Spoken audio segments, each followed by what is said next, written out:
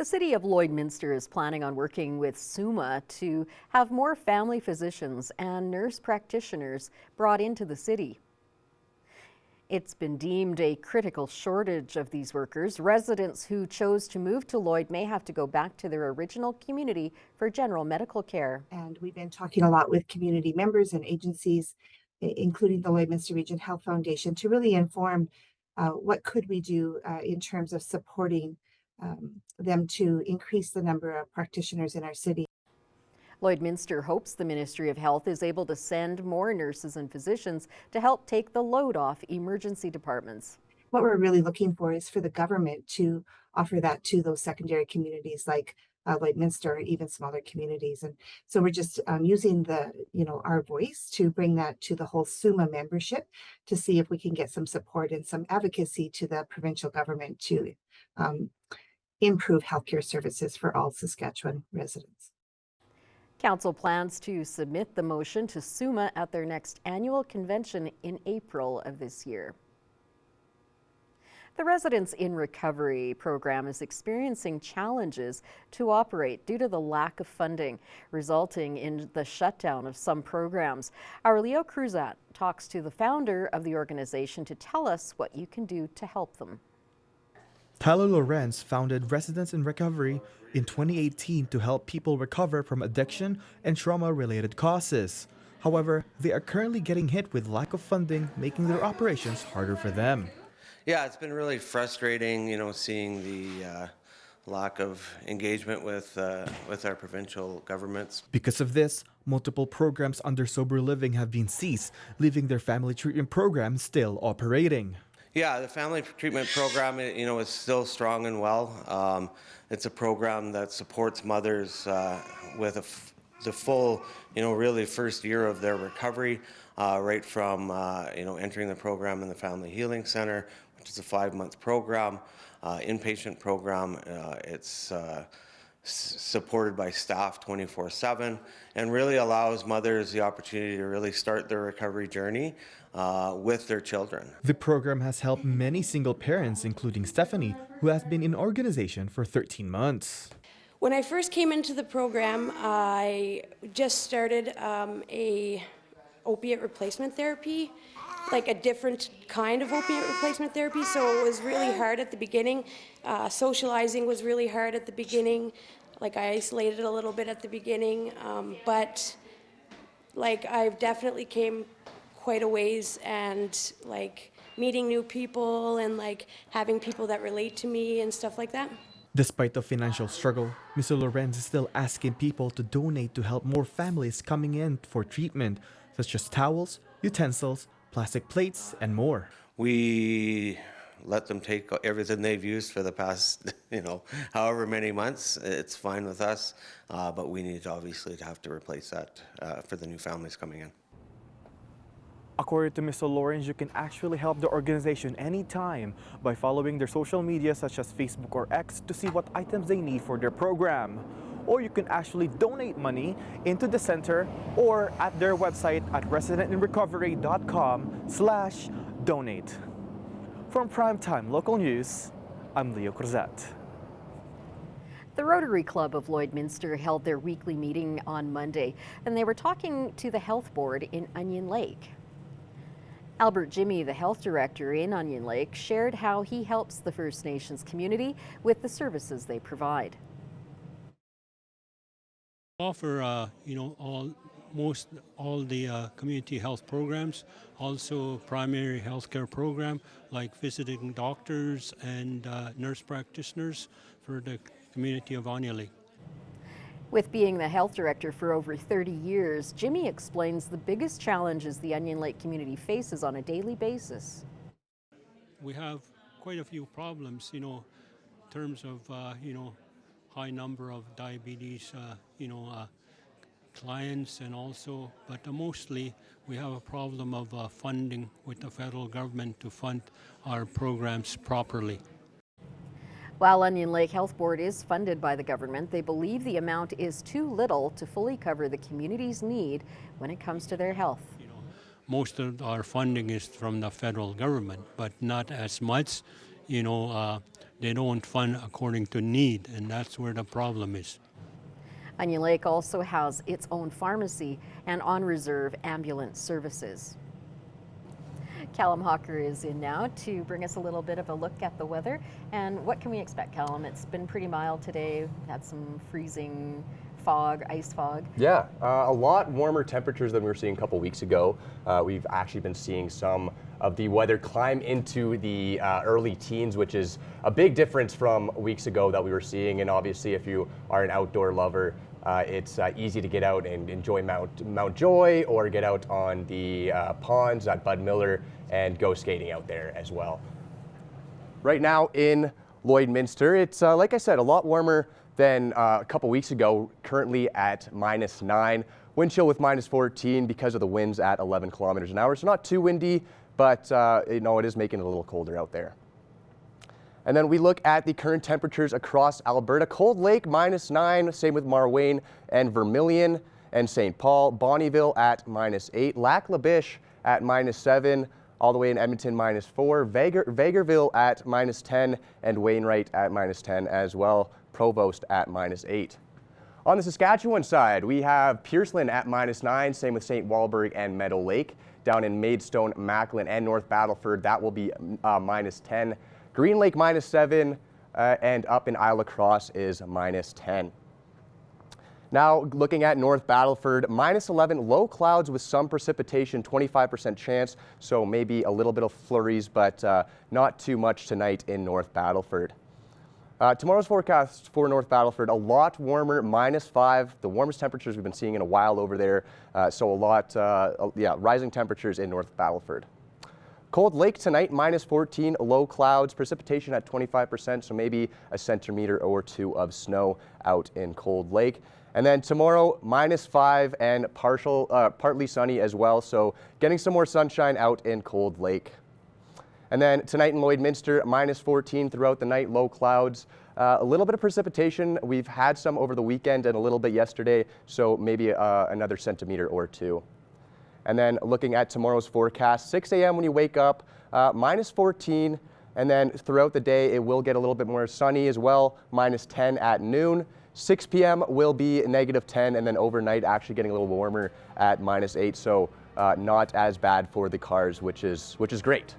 Hopefully your batteries don't die. And then on Wednesday, it's looking like sunny next 3 days. Wednesday, it will be partly sunny, -7 at the high, -11 is the low. Thursday, high of -6, a low of -9. And then on Friday, the warmest day of the week, plenty of sun as well. -1 is the high and a low of -8.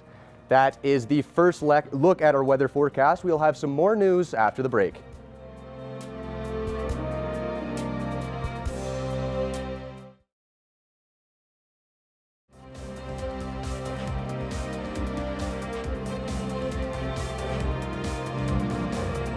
On a GoFundMe page that has raised $80,000 for his family, Austin Broderson's mother says he's no longer in intensive care.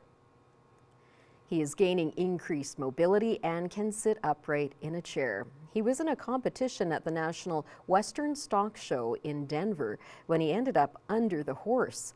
The 19-year-old goes to college in Wyoming, but is from the hamlet of Turin, northeast of Lethbridge. Now here are your agriculture prices for today.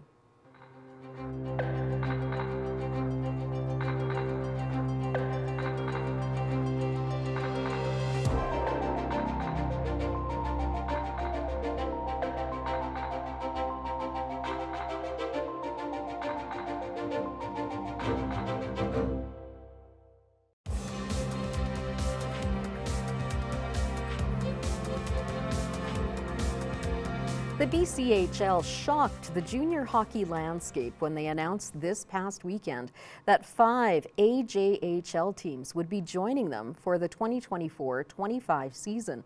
This has left the current AJHL season with a few question marks. The AJHL had previously cancelled 4 games last weekend that involved the 5 teams leaving for the BCHL and other AJHL teams. On Monday, the AJHL made another announcement saying that it has not suspended any of their 16-member teams. They also have verified that all games have been official AJHL games and do count towards the standings. However, the AJHL has cancelled 3 more games from their originally scheduled dates, including Wednesday's Bobcats home game against the Spruce Grove Saints. The release also maintains that the AJHL will continue to assess the next steps and schedule implications. However, the Bobcats are still going strong and are continuing to support the community, as when school was out on Monday, they partnered with the Lakeland Rustlers women's hockey team to bring some entertainment. Our Thomas Wildman has more.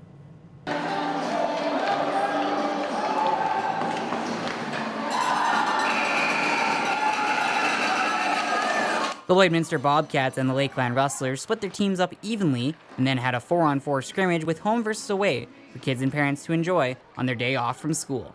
Because it was a very low-intensity matchup, both the Bobcats and Rustlers showed off their elite skill with spectacular speed, precision passing, and dazzling dangles, making for an outstanding show that the players enjoyed as much as the kids. That was great. It was a ton of fun. We had a good turnout too. I think the schools were down today, so it was good to see some kids out there. But yeah, 2 teams coming together was a lot of fun. With the teams being so closely matched and both squads showing off some elite skill with a little bit of shenanigans thrown in, the game was all tied up after regular play. The teams decided to settle the tie with 3-on-3 overtime, with 1 Bobcat and 2 Rustlers on the ice at a time. Leading goal scorer Haley Carruthers got separation and pulled off the between-the-legs deke and shot it upstairs to get the win for the home jerseys. I think a better chance of scoring with that move than I think at any other move. And of course, both teams were happy to be giving back to the kids and the community. Because we're a very community-based team, so anything that can help our community, we're really all for it. The Bobcats will be back to usual 5-on-5 AJHL hockey when they take on the Drayton Valley Thunder, and the Rustlers will get the rest of January off before they will take on the St. Trojans. Thomas Wildman, Primetime, local news. The Lakeland women's volleyball team is looking to defend their conference and national titles this year, but that will not be an easy feat to accomplish. Our Ben Loan has more.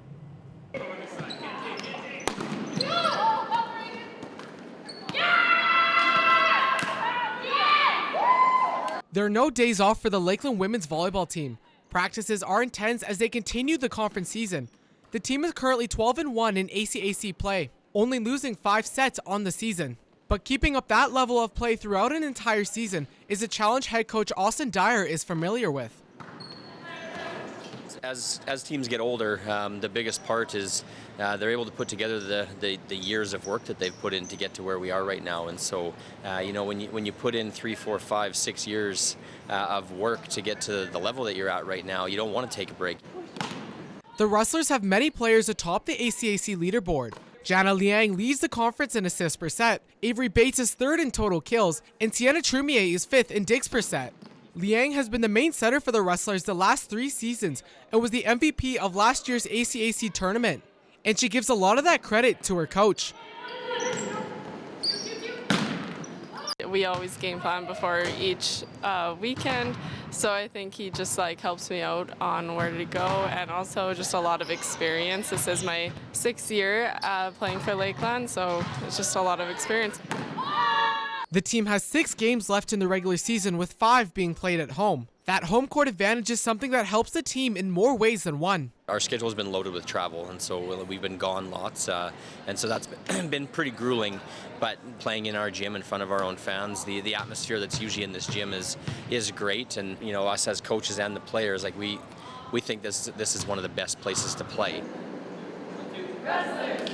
The team plays against the Nate Ooks at home Saturday at 6 p.m. For Primetime Local News, I'm Ben Loan. Callum Hawker is back in to take a second look at our weather.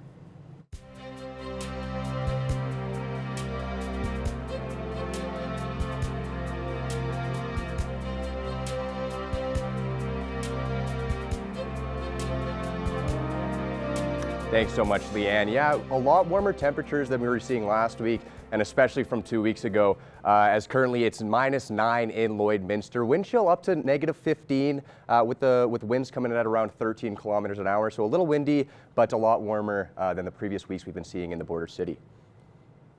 Looking on the Albertan side here, Cold Lake -9, Athabasca at -7, Edmonton -1, Red Deer -5, Rocky Mountain House at 1 degree, so positives over there. Jasper at 4 degrees, Edson at 3, Whitecourt at -2, and looking over onto the Saskatchewan side, we have Meadow Lake -9, North Battleford -8, Saskatoon, Melfort, and Prince Albert all at -5.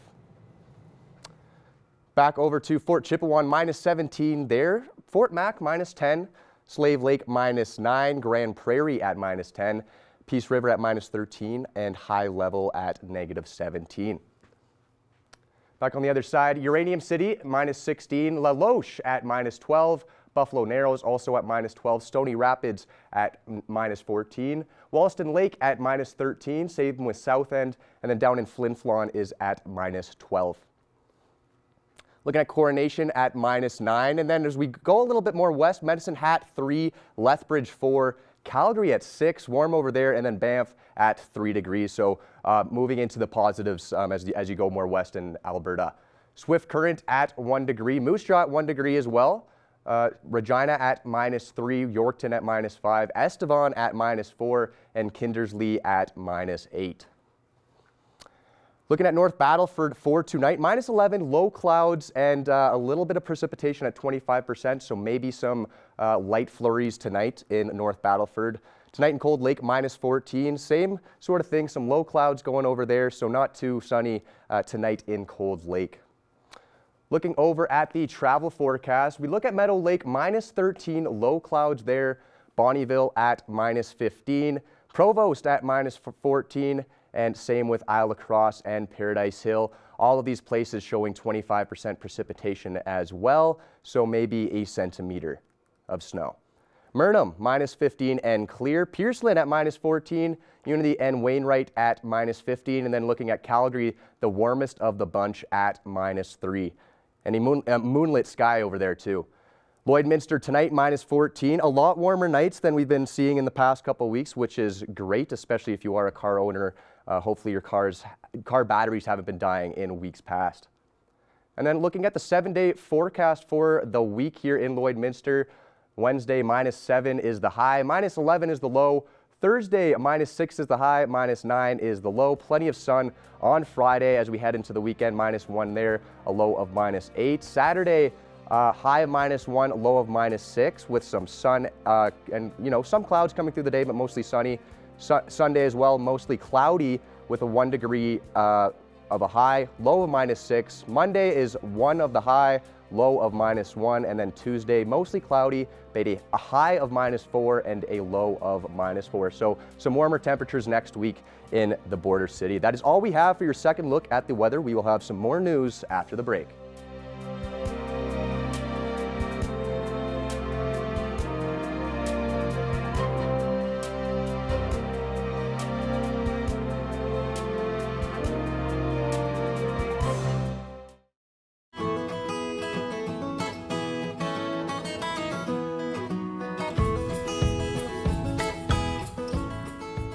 I'm back at Border Paws Animal Shelter for another edition of Pet Project, and today we have Chaplin, this gorgeous dog, and he was very excited earlier on. He is a little bit of a firecracker, but he is very intelligent and pretty well trained so far. Tell me about his story, how he came here, and his personality. Yeah, so don't let his calm demeanor right now fool you. He is quite energetic. He is very food motivated. But yeah, he definitely would benefit from a home that's active and would take him as a running partner. I'm sure he'd be great at running alongside the bike or going jogging with his owner. Would be a great hiking partner. He seems pretty good with other dogs. Obviously, you want to make sure you're introducing them slowly because he is kind of hyper and could, be a little too pushy for some dogs. But really nice-mannered boy. He's so eager to please and food motivated. We were doing a lot of training with him beforehand, and that's why he's so calm now. But he is eager to earn the treats and likes to learn and picks up on cues really quickly. Yes, good sit. So yeah, he'd be a really fun dog, and he'd be one that I would love to see do dog sports. Can you go place? Because he would excel with anything like agility. He could try dock diving. I don't know if he likes the water, but you could find out. There's so many things he would enjoy just being active with his owner. Especially if like you're a camping family as well. Exactly. Kids, I assume he's pretty well with kids. Maybe doesn't know his size over, but I assume he'd be fine really in any household. Yeah, like small kids he might be a little bit much for, just because when he gets excited he does like to jump up, so we're still working on that. But he would really do well with older kids for sure that would play fetch with him and get the tug toy going and stuff like that. So any kind of active family I think he would flourish with. And besides the jumping up, is there anything else that he really needs to work on, or really is that just he can work on his kennel training and learning to settle, but as you guys seen and you were videoing, he's learning to target the place bed really well and learning to kind of chill on the bed until he's released off. So as long as someone's willing to continue his obedience training, I think he'll be a wonderful family member. And he keeps focus pretty well as well. You were on the phone earlier and he sat there for pretty much 95% of the time. You know, closer to the end, he started, you know, maybe trying to sneak off, but he keeps his attention really well to whoever is training him or in charge. But again, food motivated, so that could also have been a factor as well. But he's a very, very well-behaved boy, and he would make a perfect addition to any household for sure. Yeah, lots of fun to work with. Now, a couple weeks, or last week and the week before, we were talking about the new cat kennels that came in. They're all set up. They look fabulous. Now it's the dog's turn. You'll be getting them very, very shortly. However, you are in need of some help with that. Tell me about that and what people should know and how they can help. So we're pretty excited. The kennels are finally have an ETA, so we're expecting them to arrive at the end of next week.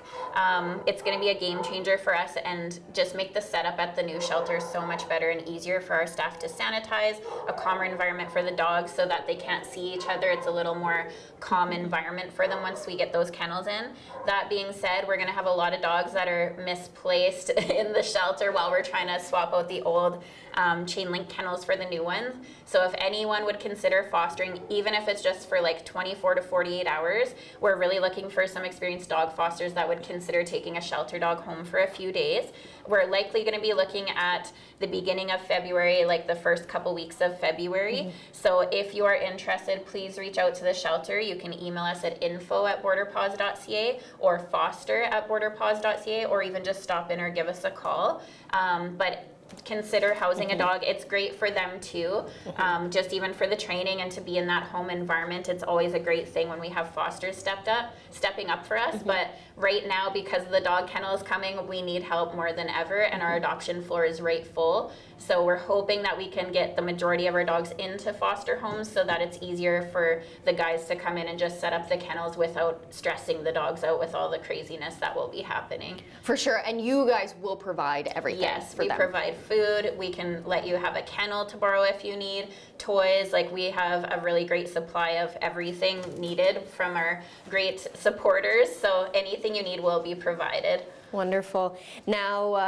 there has been a little bit of the sniffles going around with the cats, and unfortunately, the cuddle room is the only one that's opened currently. So tell me about that process and what people should know about the other two cat rooms. So unfortunately, our cat rooms 1 and 2, we had a couple of cats that were having some sniffles, like you said, and so we're just kind of containing them to make sure we don't spread anything around. It's more of like a cat cold. So we're not super concerned. We're just kind of making sure that we take all precautions to be safe. Everyone's fully vaccinated, so they're healthy and doing well. They're just having some sneezing. So we're containing the 2 rooms, and we're just asking volunteers to only utilize cat room 3, which is on your left when you enter the shelter. And it's the one where they're all loose and hanging out, free roaming, and the couches and cat scratch posts are in there. So that's kind of the more fun room anyways. Yeah, it's the best room for sure.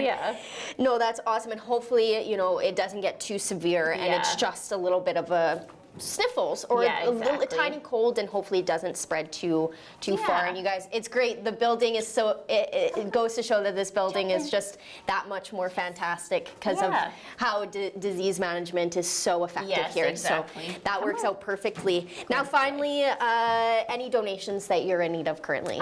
We're still in pretty great shape. We got a lot of wet cat food donations and things, so we're doing well. The only thing I can think of to ask for is paper towel. We're getting low on paper towel from all our cleaning and extra sanitizing we've been doing. But other than that, we are doing really well. Awesome. Well, thank you so much for joining me again. And Chaplain was the perfect guest, and he will make the perfect addition to any household. Yes, being quite the gentleman today. Great.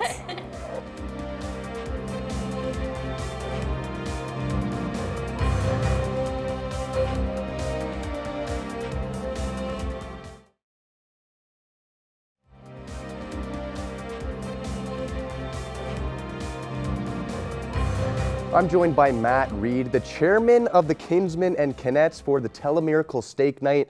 Matt, how's it going? Great, Callum. Thanks for finding some time for us today. Yeah, of course, Matt. I really appreciate your time today. So tell us, what is the Telemiracle Steak Night? Yeah, so this is our annual big fundraiser for the City of Lloydminster for Telemiracle. Telemiracle, as everyone knows, is Saskatchewan's charity, and it's in its 48th year this year of raising money for people in Saskatchewan. So what we do is annually we get our clubs together and we put on an event where we're doing a barbecue dinner. Our members will be out there no matter what the temperature is. Right now, fingers crossed, is looking pretty good, but our members will be out there cooking the steaks, and then the rest of dinner provided by the exhibition. And then we have a bunch of events happening throughout the night. We have a band, Bud's Busted 9 Irons is coming in to entertain us and have a dance for the night. We have live and silent auction going on throughout the night, as well as some other games, all with the goal of raising as much money as we can, so that we can have a nice big fat check when we stand on stage at Telemiracle 48. When we're on TV, people can see the impact that the citizens of Lloydminster and area provide back to Telemiracle. Awesome. So food, music, entertainment, and how and where do people get their tickets? So if you're connected to any member of our two clubs, the Kinsmen or Connect clubs in Lloydminster, reach out to any one of them. Check out our Facebook page. There is a Facebook event out there. There's a poster circulating around. It's got my phone number as well as another one of our members' phone numbers on there. So can definitely reach out to any of us, and we'd be happy to get you some tickets. There's a few left, but right now we're pushing close to 500 people in that room. So it's going to be hopefully we can sell it out over the next 10 days or so. Now, you said this is an annual event. How long have you guys been putting this on for? Oh, Callum, that's tough for me to nail down. I've been part of this for over 10 years now. It's been going on. It's my guess is it's at least 2 decades long. Probably a lot more than that. We kept going even right through the 2 years of COVID, where we were cooking out back of the Three Trees restaurant, and our members were delivering, and we were doing some virtual pieces the first year, and then we had an event at Three Trees in 2021. But this is important to us. It's something we always want to make sure we continue doing, and so even during those years, we wanted to get creative and make sure we didn't lose sight of this fantastic event. Cool. So when and where is the event, Matt? So February 3rd, so a week and a half from now, Saturday, February 3rd at the Wild Rose Convention Center. We'll be there and having a great night. It goes all night till 1 or 2 o'clock in the morning, whenever the band decides to get off the stage and stop playing. Seems to be when things go. But it's doors open at 5, program starts at 6, and then the band starts at 9, and away we go for the night. A ton of fun. And lastly, Matt, is there anything else you want the community to know, whether it's about the steak night or Telemiracle as a whole? Yeah, I think just a big thank you to the people that come back every year. We have a lot of returning businesses that support this event. Not only are we looking for people to buy tickets and to come and have supper with us, but we're also looking for businesses to donate to our auction. We have a live and silent auction throughout the night that helps raise a bit more money. So, there's businesses that year over year come back in.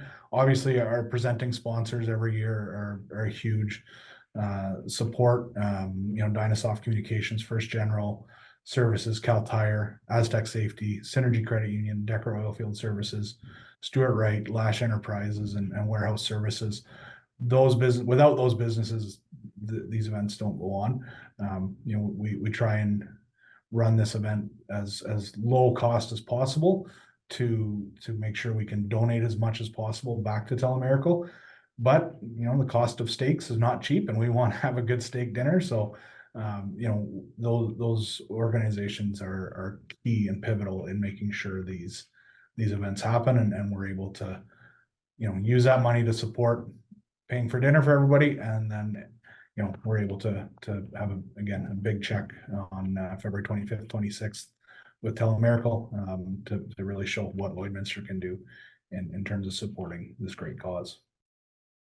Awesome. Thanks so much, Matt. Yeah, you bet. Thanks, Colin. A little bit more information now on that Netflix deal they've signed for $5 billion to become the exclusive home of World Wrestling Entertainment's flagship program, Raw. The program will air on Netflix in Canada, the US, Britain, Latin America, and other international markets starting in 2025. The 10-year partnership marks the streaming service's first ever big move into live events. Yeah, I think this is really cool, and you're seeing some other streaming services kind of do the live events, especially for sports. We saw it with Peacock a couple weeks ago, broadcasting an NFL playoff game, actually, which was really kind of cool. So I expect Netflix to keep on going in this direction and getting some more live events, such as potential basketball games, even some playoffs. And hey, maybe even get some Lloydminster Bobcats games broadcasted on Netflix. That'd be fun. Well, they're definitely looking to replace cable providers, that's for sure. So they've made a big move there. So thank you for joining us tonight. That's all we have for you. Have a good evening.